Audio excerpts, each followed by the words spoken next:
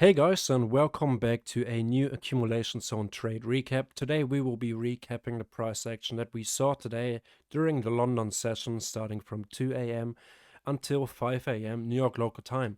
And if you want to get access to the Scalper Pro indicator that I'm going to be using for the rest of the year of 2023 and that I have been using for over a year already, you can simply go on our website accumulationzone.com and click on free trial right here and enter your trading username, your Discord username, your email, and then you click on get my free trial, and within the next 12 hours your free 10-day Scalper Pro trial will be activated. Once your free trial is activated, make sure you are going to join our Discord server, because otherwise you would be missing out, because in here I'm updating every chart right here in my watch list, and I'm going to tell you, okay, here was an entry opportunity, we hit our take profit target. I'm going to keep a track record for every asset throughout the week, and you're really gonna learn how to use the strategy, or how I'm using the strategy, where I place my stop loss on our Discord server right here with our community.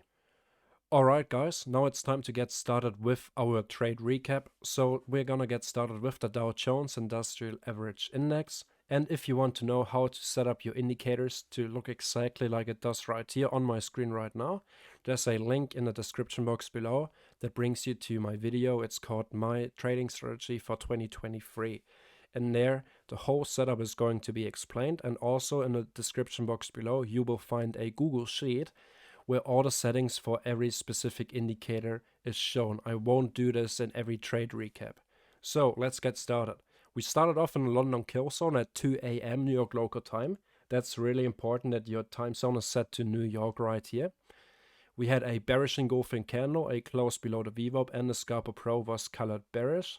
But the stochastic RSI went from our oversold level right here, below the 80 level, back inside of our band right here, so above the 20 level right here. This is not trade criteria, so I did not take this initial short right here. We continued to drop, and then we consolidated for almost 45 minutes right here, or at least half an hour of consolidation. Right here it's 3 a.m. That's the London Open, and I did not expect to see this little volatility at 3 a.m. New York local time when the London market is opening up. So we broke out of this tight little consolidation here. I hope that's clear to you, that you could draw a little rectangle around it. We broke out of it to the upside, going towards the VWAP right here. The next candle closed bullish on the Scalper Pro, so we have a green candle color here, and we also closed above the VWAP. And we are starting to fill in. This is just a little from my old ICT times when I've been trading with the ICT strategy. I'm still doing it sometimes, but I still like to map out my fair value gaps just as possible reversal points. And we saw this fair value gap from this candle's high to this candle's low right here that has been perfectly filled by these candles. And based on that and all the strategy rules, with the stochastic RSI crossover above the 50 level, the close below this blue VWAP right here, and our bearish Scalper Pro with a bearish engulfing candle, I took this initial short. I placed my stop loss at the most recent swing high, and unfortunately I have been stopped out 10 minutes afterwards. So now it's 3:25, and I saw that first bigger wick to the upside. The next candle that followed was colored in green again, but we did not get our crossover below the 50 level, so I did not consider taking this as a valid entry. It does not, the rules don't apply on this candle right here. And again we saw a wick to the upside inside of this fair value gap. The next candle painted the picture clearly. We got a bearish engulfing candlestick. Let me zoom in here so you guys can really see it. Bearish engulfing candlestick with a wick to the upside, and this is a pin bar. Pin bar bearish engulfing candle inside of or basically rejecting from a fair value gap and rejecting the VWAP. The VWAP is not a magic wall where price is just going to be rejected. It's the volume weighted average price. Sometimes price consolidates a little bit around this level for buyers or sellers to accumulate longs or shorts, depending on the day and depending on the setup, to then get rejected from that level. And sometimes it takes a little while for those positions to be filled. But with this candle we had a clear as day signal that this thing wants to continue short. But because I'm going to wait for my stochastic RSI crossover, I got my entry with the next candle right here at 3:40 a.m. New York local time. I went for a 25 pip stop loss right here at the VWAP, and I went for a 2-to-1 risk to reward ratio right here. It would have ran even further down to a 3-to-1 risk to reward ratio, but I took profit after a 2-to-1 because that's the strategy rule. And this was basically it for today on the US30 or the Dow Jones Industrial Average Index. We got rejected here from the VWAP and we continued further to the downside. We did not get another bearish crossover on this way to the upside. Then we changed candle color from bearish to bullish right here on the Scalper Pro. So if I open up the Scalper Pro, that's exactly when we saw the color change of the Scalper Pro line right here. We broke out to the upside right here, giving us a reversal opportunity if we free solo trade basically the Scalper Pro, which also took out the current high of the day right here. If we draw a horizontal line from this level all the way to our current high of the day, we took that out. So we raided buy side liquidity and had our reversal further to the downside. This pin bar right here would have confirmed it. This bearish pin bar, a indirect engulfing of the two most recent bullish candles right here, close below those candles, continue to drop below the VWAP, went sideways for a little, another bearish pin bar confirmation with a huge wick to the upside and no wick to the downside, a straight up body close here at the bottom, and we continue dropping. Then we pulled back, which would have offered us another entry opportunity right at the new hour open at 7 a.m. New York local time, but it's in a gap time between London and New York, so I did not consider taking this entry. Let's move over to the NAS100, also on a 5-minute time frame. We had a similar opening right here at 2 a.m., but we also did not get that cross above the 50 level. Otherwise, this would have been a valid entry short. We consolidated until 3 a.m. 2:55 is when we got our entry signal. And I did not take the straight live because I was focused on US30 and I can't trade pretty much the same pairs on at the same time. It doesn't work that way. Be realistic, focus on one or maybe two good pairs and it's going to be enough. But if I would have taken a straight, I would have obviously placed my stop on the VWAP, because if you choose the most recent swing high, in my eyes, like remember what I spoke about yesterday in a video regarding the stop loss. My idea would be invalidated if price goes back above the VWAP right at this point. If I would choose this high right here, easy, at the London Open at 3 a.m, there could have been a wick to the upside. But that wick could have been held back by the VWAP, for example. But I would still consider this a valid trade, or that my setup is still playing, even though we took out this level right here. So that's just my thinking of placing the stop loss. Going for a 21 pip stop loss right here for a 2-to-1 risk to reward would have played out very nicely. Pretty much similar that we saw on US30. We had a drop to the downside, consolidated, pulled back. But here on NAS100, we actually got another short entry opportunity right here on this candle. I placed my stop loss on this candle's high because there's not really a proper swing high for me to choose, so I decided to go for this candle's high. You could also use the ATR in this instance, but you see on the NAS100, especially with the settings of 144 and 1.25, this wouldn't have made a lot of sense. I have to modify the settings depending, basically based on every pair that we are trading, because you can't just use universal settings with something important then, like the ATR. It's optimized for US30 mainly. Alright, so this turned out to be a losing trade, and afterwards we didn't get another entry opportunity. So all up on Nasdaq, we're currently, this week alone, are looking at 2% net profit, and going back to US30, we're also looking at a net 2% profit. Same goes for the S&P 500. We also did not get an entry right here at the open, and then we went sideways, and at 2:55 we got the same signal that we have received on Nasdaq. Right here, if you go for your most recent swing high, again, wouldn't have made a lot of sense because we're still in this consolidation. And just to protect myself for the 3 a.m. open, which sometimes can be rather volatile, I would have placed my stop loss right here at the VWAP to just protect myself and give it a little bit more breathing room. You could have also chosen current London session high as your stop loss, I'm not sure if it would have still played out. It would have still played out. It would have hit your 2-to-1 risk to reward, just to make sure, because even if it would retrace, I would still consider this a valid opportunity for a short continuation to the downside. Because remember, we had our breakout to the downside. We got our minor pullback right here for the continuation move lower. This is our pattern. We want to see breakout, pullback, continuation. Here, it didn't probably do that pullback. So protecting yourself in case there's going to be a pullback further closer to the VWAP, for example, would be the most logical thing to do. Forcing yourself and placing your stop loss right here, in my eyes, especially with spread and the volatility at the 3 a.m. open, wouldn't have made a lot of sense, and you could basically just throw out your money out of the window if you're going to do that. It has nothing to do with proper risk management and, let's say, smart stop loss placement. And then afterwards, we also did not get an entry on the S&P 500 index. And currently, for this week, we are looking at a net profit of 4%.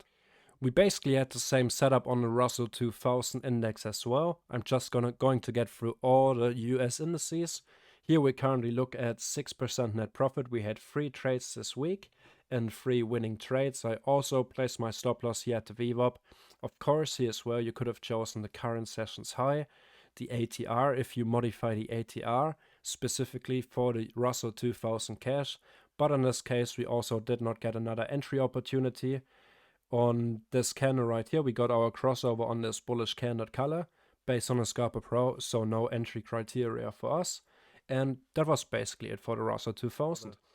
DAX fans right here, the German 30 index, we saw pretty much exactly the same price action that we saw on US30 today. Here we are looking at the breakdown as well right here. We did not get a bearish crossover on the stochastic RSI, so no entry opportunity here. Then we consolidated. We got our entry at 255, as we did on NAS100 and the SP 500. I would have placed my stop loss to give it a little bit more room, not on the VWAP. I would have placed it on this candle's high. Of course, you could have also used the session high to protect yourself for the 3 a.m. open, but this would have turned out as a losing trade right here, depending on your stop loss placement. But with the next trade, we had a small fake move. So we had our breakout, pullback, continuation confirmed with this candle to the downside, plus the stochastic RSI crossover. This time, placing my stop loss at the most recent swing high, going for a 2-to-1 risk reward ratio, which played out very nicely. And overall, we are currently looking at a total net profit of 5% on the German 30 index. We will see how that develops through the rest of the week. Let's also quickly have a look at our commodities. Here on US oil, we had a beautiful breakout, bounce, continuation move on the spot WTI crude oil chart right here at 215. We received our entry signal, placing my stop loss at the VWAP. You could have also chosen the swing high or the body close right here for the low, going for a 2-to-1 risk to reward ratio. I decided to go for the VWAP right here, and we continued to a 5-to-1 risk to reward ratio. And overall, we did not get any entry opportunity during the London Killzone. And overall, we're looking at a 2% net profit on spot WTI crude oil.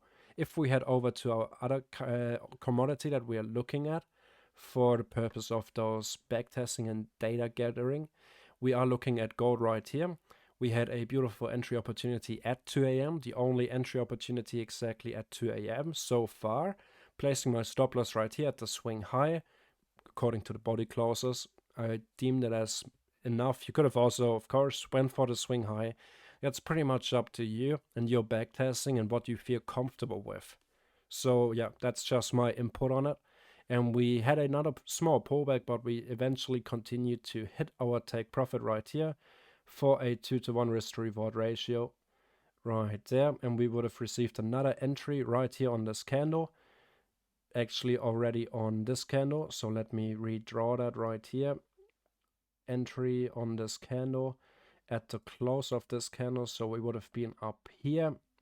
And for our most recent swing high, I would have went for those body highs right here. We wouldn't have triggered a 1 to 1.5 risk reward, so this trade would end up as a losing trade right here. overall. So now we're heading over to our currency pairs. So we also had an entry at 2 a.m. We got a beautiful breakout to the downside, retest of the VWAP, another retest of the VWAP, forming some sort of an M pattern right here.